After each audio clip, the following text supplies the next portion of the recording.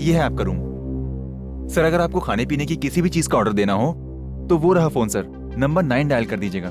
Thank you. Thanks. Sir सुना, मैं बहुत थक गया हूँ, मुझे कोई डिस्टर्ब ना करे तो बाहर दरवाजे पे डू नॉट डिस्टर्ब का बोर्ड लगा देना। जी सर, डेफिनेटली सर।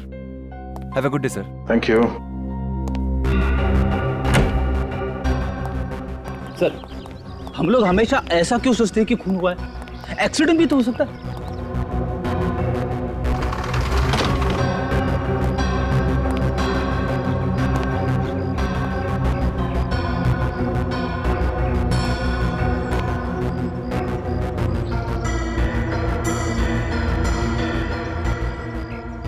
हमारे आने से पहले यहाँ की पुलिस भी तो 8-9 दफा छानबीन कर चुकी है ना। सब लोगों ने कूद के आत्महत्या की है, यही एक जगह मिली आत्महत्या करने के लिए।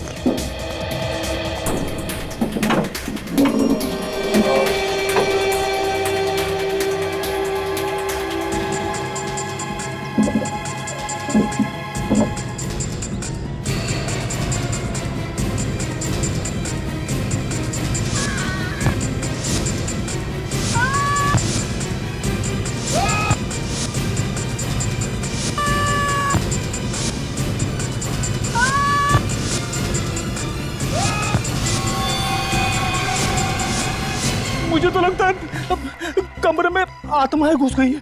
फिर भाई सर आत्मा कहती है कुछ जा, आदमी कुछ जाता है। फ्रेडी, अगर मैं थोड़ी देर तुम्हारे साथ और रहा ना, मैं खुद आत्मा बन जाऊंगा। दया, ये क्या कर रहा है? अरे दया, नीचे हटो। दया, दया, नीचे हटो, नीचे हटो। क्या कर रहे हो? होटल वालों को पता नहीं चलना चाहिए कि हम लोग कौन हैं। जल्दी चलो।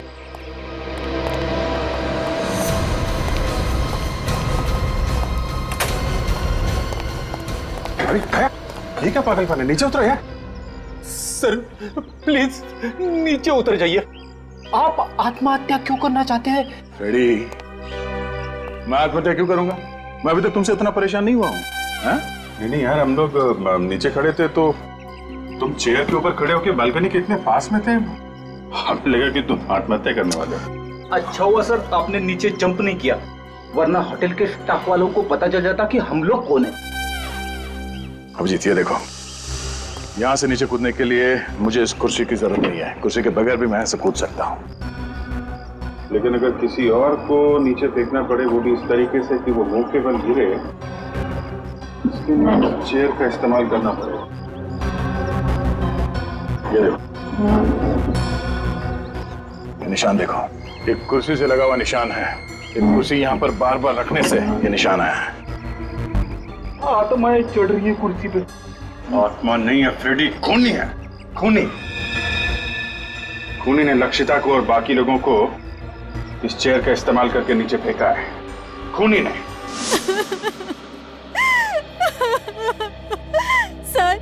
सर प्लीज मेरी मदद कीजिए। होटल ब्लू रॉबिन में मेरी बेटी का खून हुआ है, मगर कोर्ट घर की पुलिस ने इसे आत्महत्या करार कर दिया है। माया जी, आप चिंता मत कीजिए। अगर आपको लगता है कि ये आत्महत्या नहीं हत्या है तो हम हत्यारे को जरूर पकड़ेंगे, लेकिन पहले आप प्लीज पूरी बात बताइए। सर रात को 2 बजे होटल से फोन आया कि मेरी बेटी लक्षिता ने अपने कमरे से कूदकर सुसाइड कर लिया है।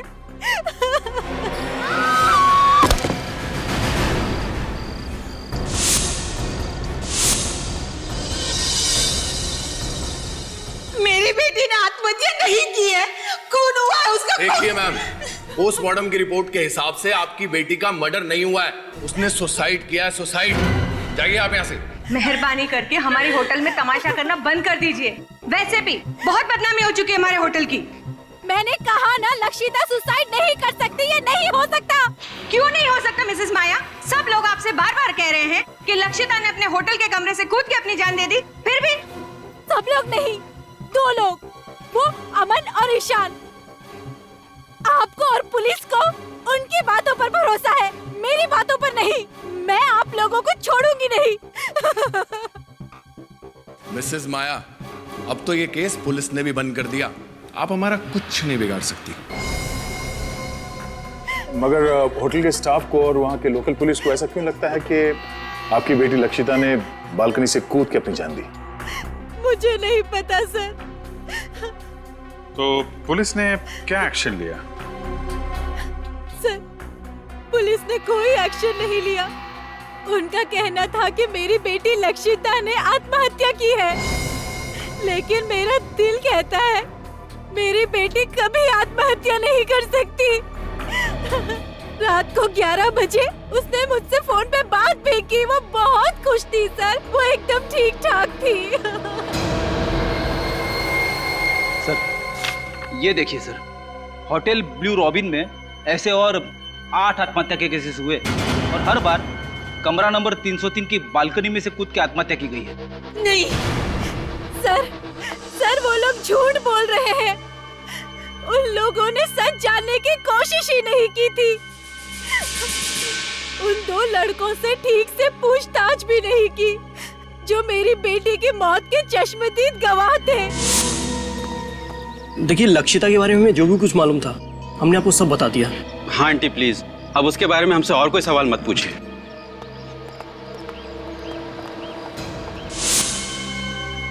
सर, ये रिपोर्ट देख लीजिए।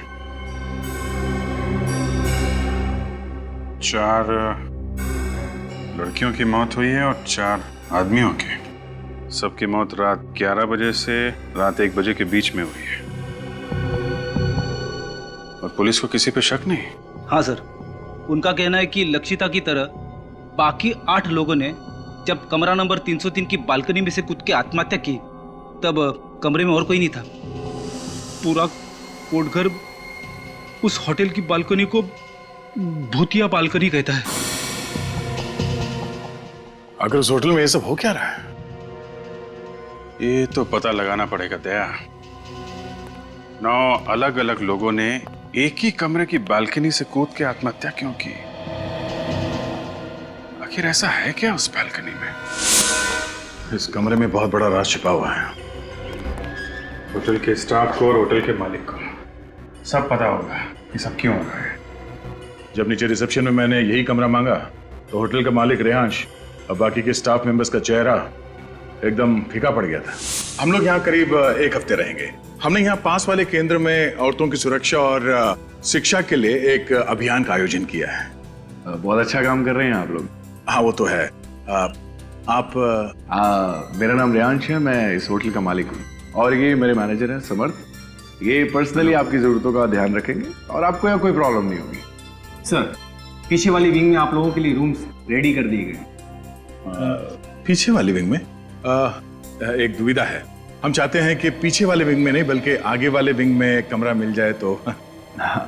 आगे वाले विंग में हाँ, और अभी टॉप फ्लोर हो तो और भी बेहतर।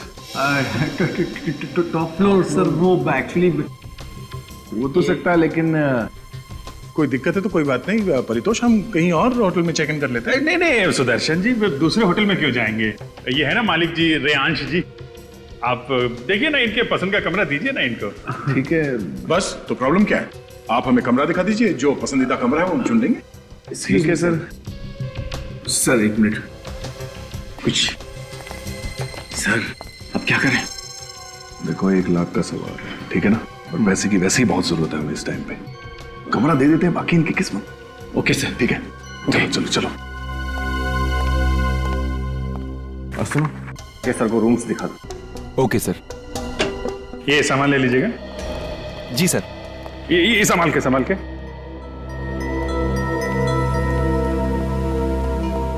जिस कमरे से आत्महत्याएं हो रही हैं उसके बगल वाला भी कमरा चेक करना पड़ेगा। रेडी, निखिल, नीचे का कॉरिडोर चेक कर लो। पूर्वी,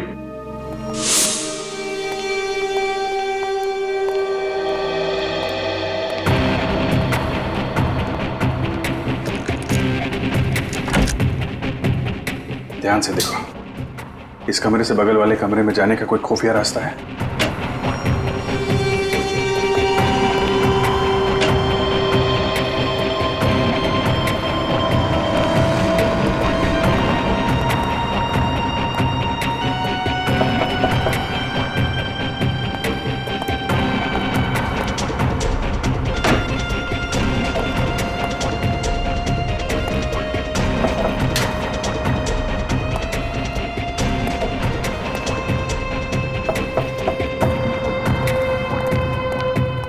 सर ऐसा कोई खुफिया रास्ता तो दिखाई नहीं दे रहा। कोई ना कोई रास्ता तो होगा पूर्वी, हमें नजर नहीं आ रहा है।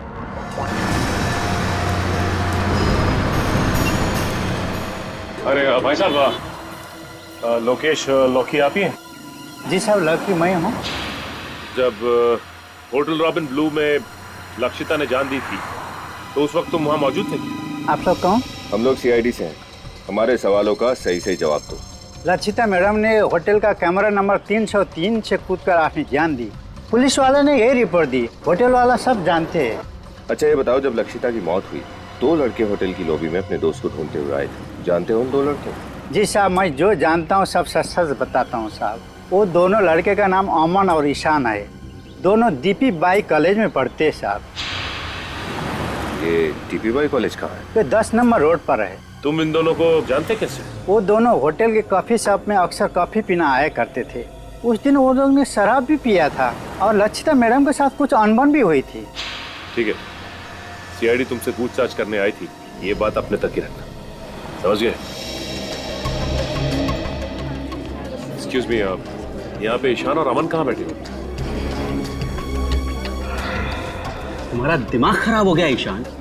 अरे ऐसे कैसे कोर्ट घर छोड़ के चले जाएं? एक्सक्यूज मी, यहाँ पे ईशान और उसका दोस्त बैठे हैं? पता नहीं। सच सच बताओ, मुझसे क्या छुपा रहे हो तुम? अमन, मैं तुमसे कुछ भी नहीं छुपा रहा हूँ। जो कुछ भी हुआ हमारे सामने हुआ। हमारे सामने से विकी होटल से गायब हो गया। ईशान और अमन कहीं बैठे हैं क्या? इसका मतलब समझते हो तुम? मैं तो समझता हूँ, पर शायद तुम नहीं समझते हो कि ये बात कितनी सीरियस है। कल से खुद चुप चुप बैठे हुए हो, मुझे भी चुप रहने को कह रहे हो। एक्सक्यूज मी, ये ईशान और अमन कहीं बैठे हैं क्या यहाँ पे आसपास? जी वहाँ पर। वो सामने उस टेबल पर? जी। उसके माँ बाप को फोन करने से मना कर रहे हो, पुलिस में रिपोर्ट लिखाने को मना कर रहे हो, क्यों? क्योंकि मैं जो भी कुछ कर रहा हूँ हमारी भलाई के लिए कर रहा हूँ, भलाई के लिए। समझ रहे हो कि तुम? बिलीव करो मुझ पे। क्या बिलीव करूं मैं तुम पर? देख, आखिरी बार तूने ही विकी को होटल में देखा था ना? कहीं ऐसा तो नहीं कि तुमने ही विकी को?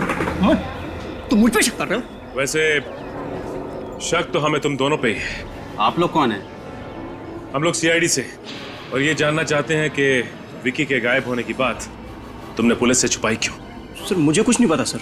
मैं और अमन उस वक्त विकी का इंतजार करते रहे और जब वो नहीं आया तो हम लोग घर चले गए। ईशान सर विकी के पीछे पीछे होटल के कमरे तक गया था। वैसे किसे क्या डायलॉग बोलना है तुम लोग ने रिहर्स नहीं किया? ये कुछ और बोल रहा है, तुम कुछ और बोल रहे हो। सच सच बताओ कि हुआ क्या था, वरना सबके सामने से तुम्हें घसीटते हुए ले जाएंगे। देखो, हमें अच्छी तरह से पता है कि लक्षिता के साथ छेड़छाड़ की है तुम लोगों ने, लेकिन अगर तुम दोनों निर्दोष हो तो सच्चाई छुपाने की कोशिश मत करो, वरना तुम दोनों के दोनों कॉलेज से रेस्टिकेट कर दिए जाओगे। मैं नहीं सर, ये कल रात से कुछ छुपा रहा है सर, मुझे भी नहीं बता रहा है। इसी ने आखिरी बार विकी को देखा था सर। हाँ सर, मैं विकी के पीछे गया था। जब मैं, अमन और विकी उस रात होटल ब्लू रॉबिन पहुंचे तो हम तीनों ने बहुत पी रखी थी सर। लक्षिता वहां पर भीगी हुई हालत में आई और लक्षिता होटल में चेक इन करने के लिए रिसेप्शन काउंटर में गई और हेलो, मेरा नाम लक्षिता है। इस होटल में मैंने एक रूम बुक कराया था। प्लीज आप मुझे मेरा रूम नंबर बताएंगी? एक मिनट मैम, मैं चेक कर लेती हूँ।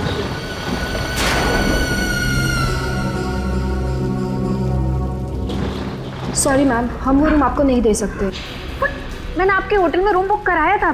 प्लीज आप फिर से देखिए। मैम उस रूम में काम चल रहा है।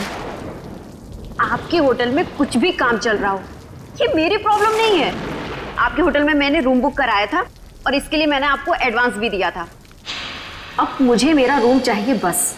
मैम आप यहाँ लॉबी में ही वेट कर लीजिए, सुबह तो कोई ना कोई रूम खाली हो जाएगा। क्या? यहाँ इस भीगी हुई हालत में इनके साथ? इन्होंने तो शराब पी रखी है। इनके साथ मैं सुबह तक इस लॉबी में बैठने वाली नहीं हूँ।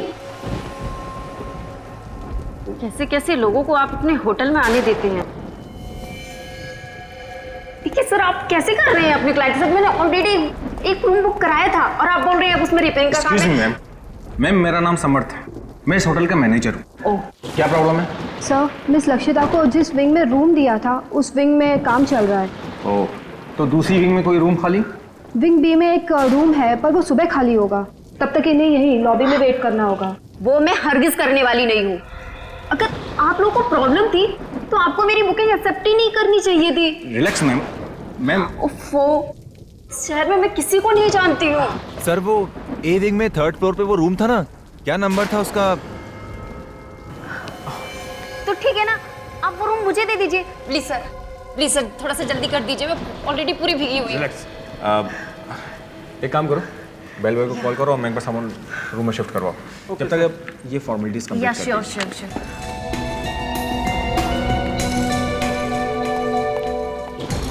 303 सामान लेके जाओ। Thank you. और यहाँ विक्की मानने को तैयार ही नहीं हो रहा था। उसे बहुत गुस्सा आया था लक्षिता पर। तुम बैठो, मैं देखता हूँ। ये रखिए कहीं को उसे बखेड़ा खड़ा ना कर दे। एक मिनट।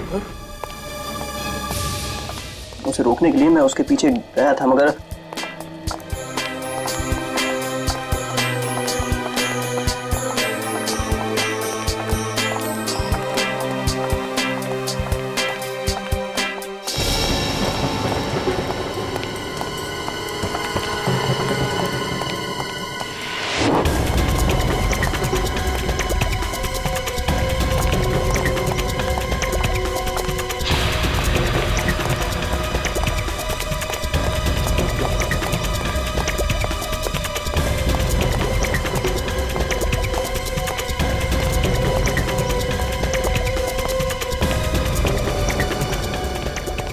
जब मैंने विकी को रूम नंबर 303 की तरफ जाते हुए देखा तो मैं घबरा गया सर, क्योंकि वो रूम तो लक्षिता को दिया गया था। नशे में विकी का गुस्सा काबू में नहीं रहता। मुझे डर था कि कहीं वो लक्षिता को कुछ कर ना दे।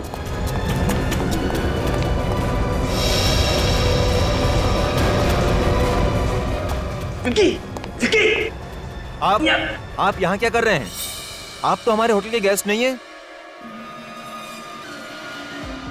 आप प्लीज लॉबी में चले जाइए, प्लीज चलिए। होटल के स्टाफ को विकी के बारे में कुछ भी नहीं पता है। बस मन में प्रार्थना करने लगा कि विकी लक्षिता पर हाथ ना उठाए, और चुपचाप वापस लॉबी में आ गया। चलो बहुत देर हो गया। कहाँ रह गया यार ये? 3 घंटे बीत गए सर, फिर भी जब विक्की वापस नहीं आया तो अमन और मैं होटल से चले गए। और क्या करते सर, बारिश भी रुक गई थी। अब होटल लॉबी में बैठने का कोई भी बहाना नहीं था हमारे पास।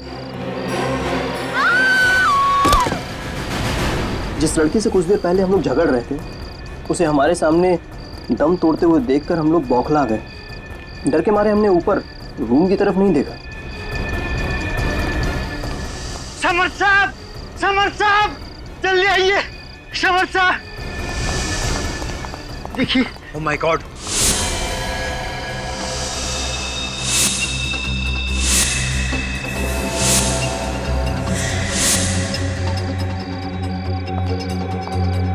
ओह नो, फिर से एक और मौत।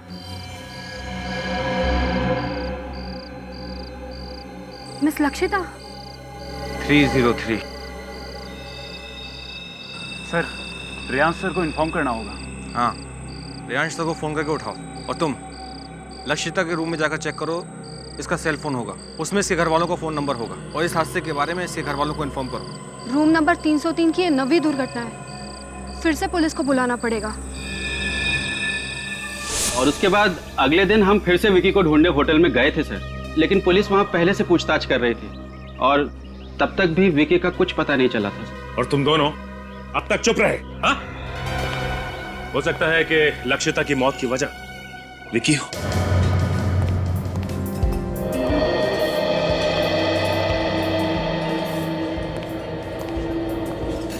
हो ना हो ये विकी इसी होटल में।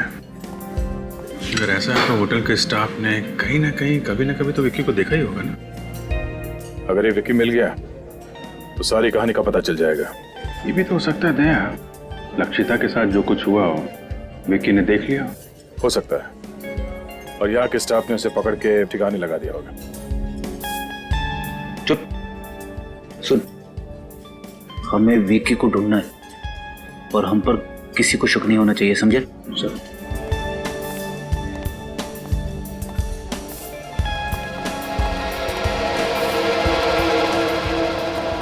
चले भाई, चलो उधर। क्यों रे फेंको? हाँ, बहुत ऊंचा ऊंचा फेंक रहा था ना। क्या हुआ? पैसे का क्या हुआ? हाँ, कब दे रहा है? इंस्टॉलमेंट निकालता है कि इधर ही तेरा डाउन पेमेंट कर डाले। देखो, पहले छोड़ो मेरे बेटे को, छोड़ो इसे। इसे कहो कि हमारी पैसा डिले कर दे, हम हमारी पकड़ भी डिले कर देंगे। एक्सक्यूज मी, एक प्लीज। रेयांश से आपको जो भी प्रॉब्लम है, लेकिन ये कोई तरीका नहीं है शरीफ आदमी से इस तरीके से बात करने का। शरीफ, बहुत देख ली इसकी शराफत। देखिए माँ जी, अपने बेटे को कहिए कि हमारे पैसे जल्दी से जल्दी चुका दे, वरना इस जगह को ताला लगने में थोड़ा भी टाइम नहीं लगेगा, समझा? चले छोड़ो।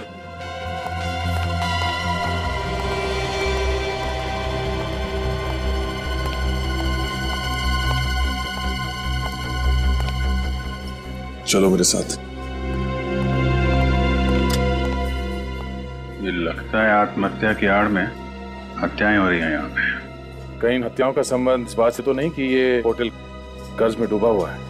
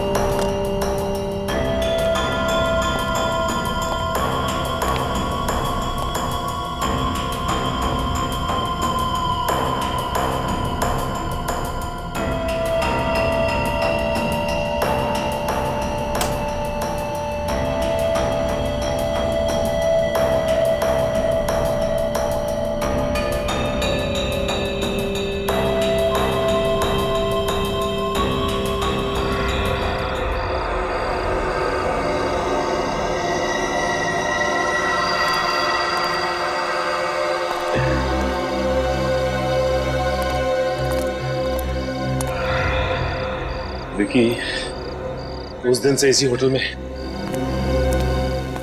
लेकिन होटल वालों को पता ही नहीं। लेकिन ऐसा तो नहीं कि विकी का भी मर्डर हो गया?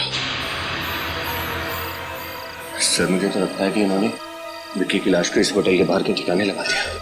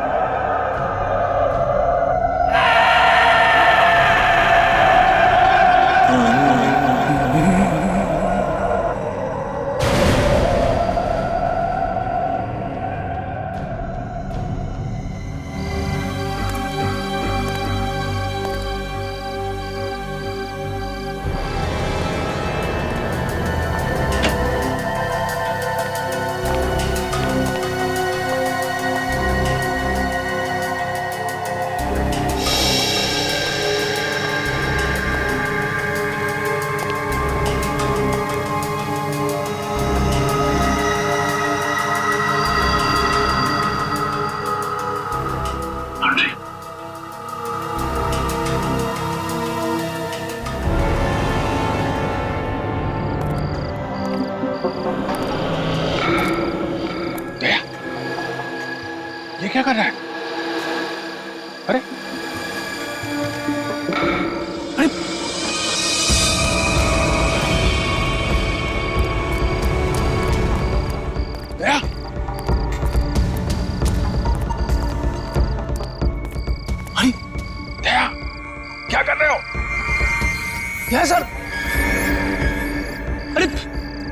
क्या कर रहा है ये? दया, क्या कर रहे हो?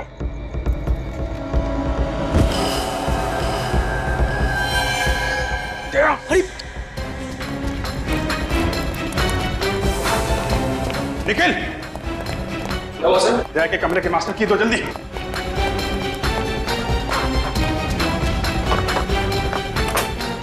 दया, ये क्या कर रहे हो? दया, जल्दी दया, इसको लेटाओ इधर जल्दी। दया, संभल के। सर सर डॉक्टर को बुलाओ जल्दी। दया, क्या हुआ है? सर लगता है सर को कोई नशीली दवा दी गई है। मगर वो आदमी अंदर आया कहां से? खूनी दरिंदे नहीं, वो सारे के सारे कुल्हाड़ी लेके मुझे मारने आ रहे हैं। नहीं, और वो औरत, उससे कहो कैसे चीखे नहीं। मैं पागल हो जाऊंगा। पागल हो जाऊंगा मैं, पागल हो जाऊंगा मैं कह रहा था ना सर, कमरे में आत्मा है, कमरे में आत्मा आती है। Shut up ready. ऐसा क्या देख लिया दया ने यहाँ इस कमरे में? आइए डॉक्टर साहब आइए। डॉक्टर प्लीज जल्दी देखिए। मेरे दोस्त को भ्रम हो रहा है कि कई लोग इसे मारने आए थे। मैं अभी चेक करता हूँ।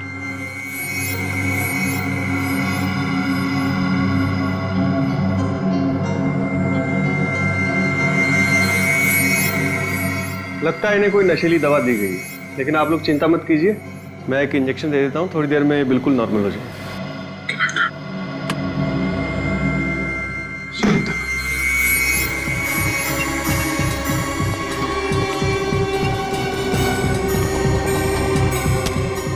ये तो बंद है। मेरी एक बात समझ में नहीं आ रही है कि जिस होटल के आधे से ज्यादा कमरे बंद हैं, यहाँ तक कि पेंट्री शॉप और स्टोर रूम भी बंद है, उसमें इस लॉन्ड्री रूम का बंद होना कुछ अजीब सा लग रहा है। मैं काम करता हूँ। एक्सक्यूज मी सर, क्या मैं आपकी मदद कर सकता हूँ? अरे वो आधे घंटे से हम लोग रूम सर्विस को कह रहे हैं कि रूम नंबर 321 में कोई बेडशीट चेंज करने आ जाए। सर ये तो लगभग 3 दिनों से जाम पड़ा है। मैं दूसरे विंग से बेडशीट भिजवाता हूँ। प्लीज थोड़ा जल्दी कीजिए। Okay sir. सर 3 दिन पहले तो लक्षिता की मौत हुई थी। एक काम करते हैं, अंदर चलते हैं, सब पता चल जाएगा। अब कैसा लग रहा है दया तुम्हें? क्या हुआ? तुम सब लोग यहाँ कैसे? दया तुम नीचे कूदने वाले थे। I mean, कोई तुम्हें खिड़की से नीचे फेंकने की कोशिश कर रहा था। हम लोगों ने नीचे से देखा और चिल्लाए तो शायद वो आदमी भाग गया। लेकिन हुआ क्या था यहाँ इस कमरे में? अभिजीत, मैं इस कमरे में 10:40 में आया और अंदर आके मैंने पहले ये दरवाजा अंदर से बंद किया। फिर उसके बाद मैंने ये लाइट स्विच ऑफ कर दिए और यहाँ बेड पे लेटा हुआ था कि अचानक मेरा सर घूमने लगा। ऐसे लगा जैसे इस तरफ से बहुत सारे लोग कुल्हाड़ी लेके मुझे मारने आ रहे हैं। और उसके बाद शायद मैं बेहोश हो गया। अगर अभिजीत, अगर मैं बेहोश था तो खुद अपने आप उस चेयर पे नहीं चढ़ सकता था। इसका मतलब है कोई और यहाँ इस कमरे में आया था। आंधे, मगर निखिल बाहर पहरे पे था तो आदमी अंदर आया कैसे? और हमारे आने से पहले वो भागा कहां से? दरवाजा तो अंदर से बंद था।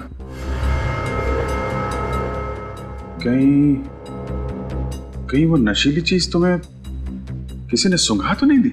मगर कमरे में तो मैंने किसी भी चीज को नहीं सूंघा था। एक सेकेंड, ये जब मैं डिनर करने कमरे से बाहर गया उस वक्त ये मशीन कमरे में तो थी नहीं। और जब वापस आया उसके बाद भी मैंने किसी रूम सर्विस वाले को नहीं बुलाया। तो फिर ये मॉस्किटो रिपेलेंट कमरे के अंदर आया कहां से?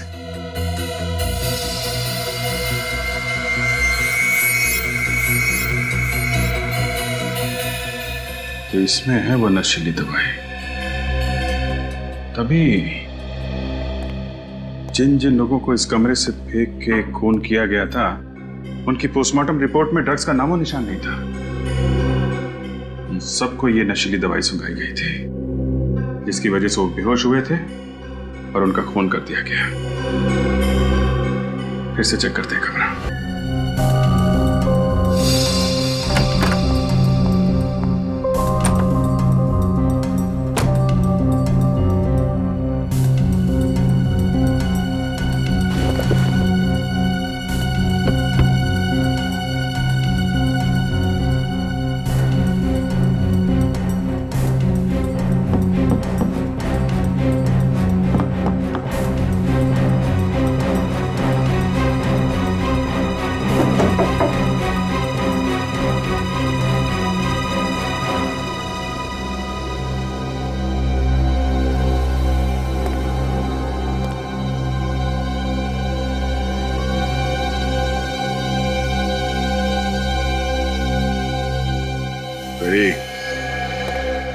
ये देखो प्रोजेक्टर, इसमें है तुम्हारी वो आत्मा।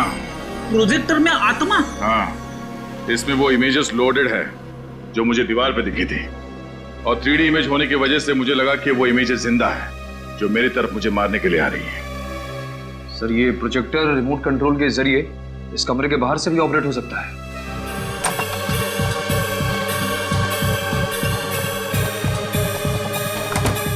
बहुत बदबू आ रही है, शायद इधर से।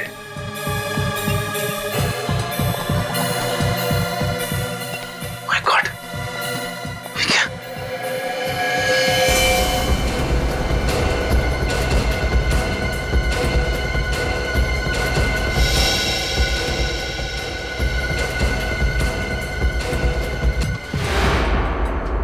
चाकू लगा ऐसे?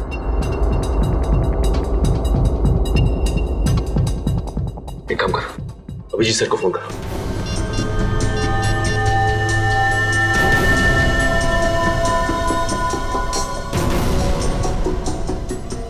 ओके।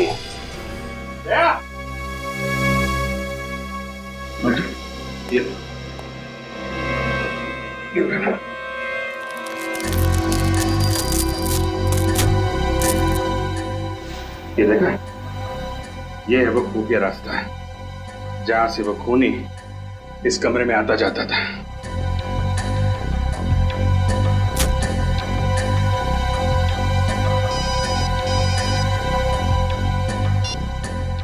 अविनीत, अच्छा रुको वहीं पे, विकी की लाश मिली है। निखिल, होटल के मालिक और मैनेजर को लॉन्ड्री रूम में बुलाओ।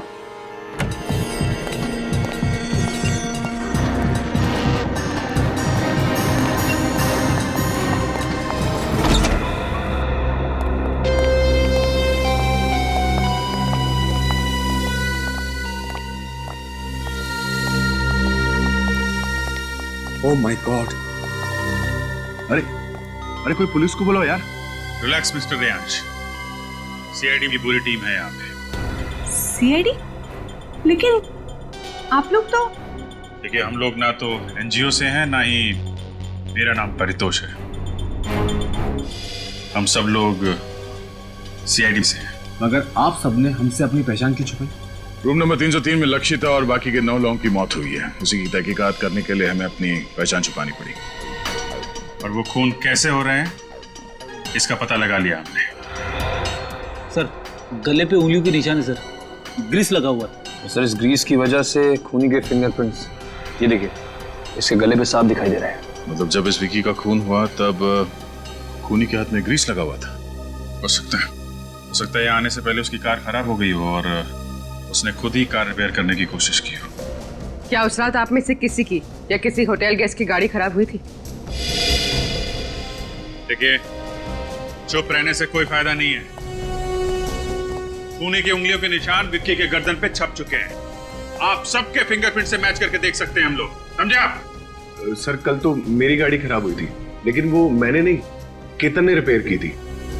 सर, केतन ही तो इस रूम का इंचार्ज है और पिछले 2-3 दिनों से इस रूम के लॉक के रिपेयर की बात को टाल रहा था। बुलाओ इस केतन।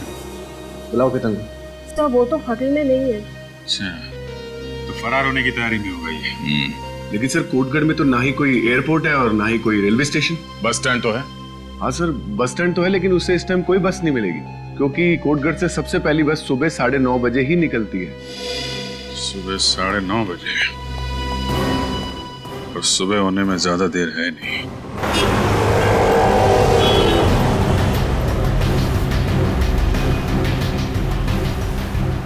मुंबई जाने वाली पहली बस डिपो से 9:30 बजे निकलेगी।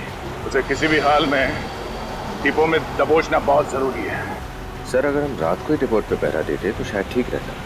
नहीं विनीत, वार तब करना चाहिए जब लोहा गर्म हो। अगर केतन को पता चल जाता कि हम बस डिपो पे उसका इंतजार कर रहे हैं तो वहां से भागने का कोई और रास्ता निकाल लेता।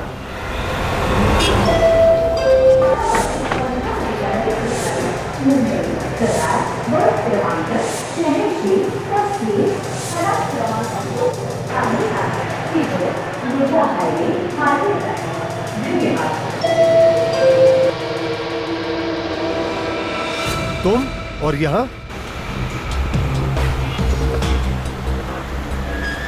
मैं तुम्हारे पाप में और भागीदार नहीं बनना चाहता।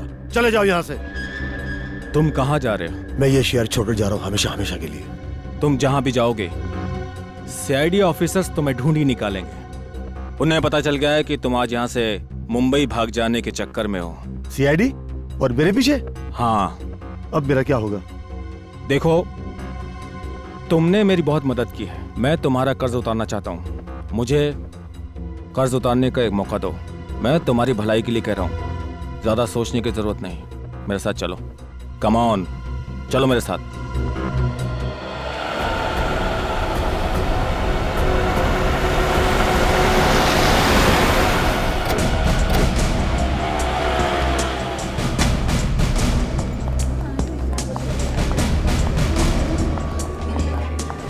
एक्सक्यूज मी, आपने ये आदमी को देखा है कहीं?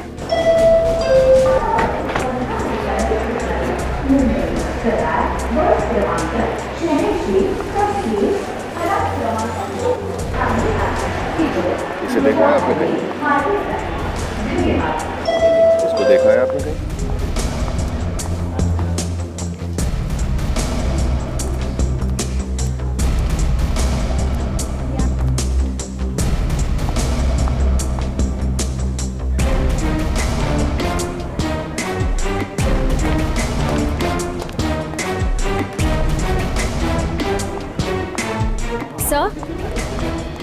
सर, केतन को यहाँ किसी ने नहीं देखा। नहीं विनीत,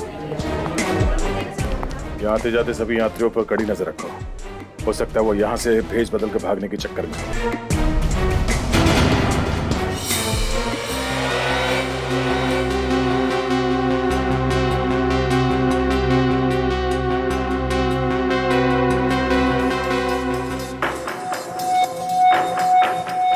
तो मुझे कहाँ ले जा रहे हो? आखिर यहाँ से बचकर भागने का प्लान क्या तुम्हारा? मौत। मौत? किसकी मौत? तुम्हारी मौत। आखिर ऐसे कब तक भागते रहोगे? मैं तुम्हारी इस दौड़ को ही खत्म कर देता हूँ। हर क्राइम में तुम मेरे साथ रहे हो। तुम मेरे सच्चे साथी हो। तुमसे बिछड़ने का मुझे बहुत दुख होगा। मतलब ये है।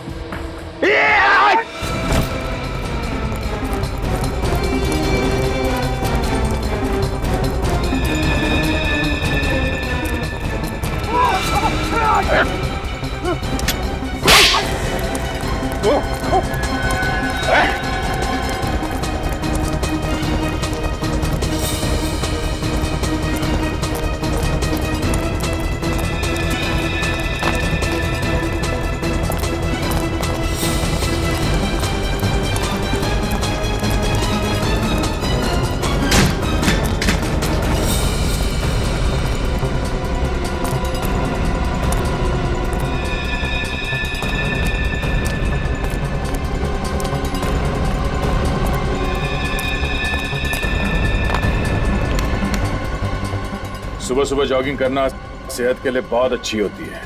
कोई शिकायत नहीं मिस्टर समर्थ। मगर अब अगर कोई और होशियारी की तुमने तो जिंदगी भर अपने पैरों पर चल नहीं पाएगा तुम, समझा? सर, इस मत से सर, सब इसी की अंधेरे में सब कुछ हो रहा है। तो फिर तुमने समर्थ का साथ क्यों दिया? सर, इसकी वजह से।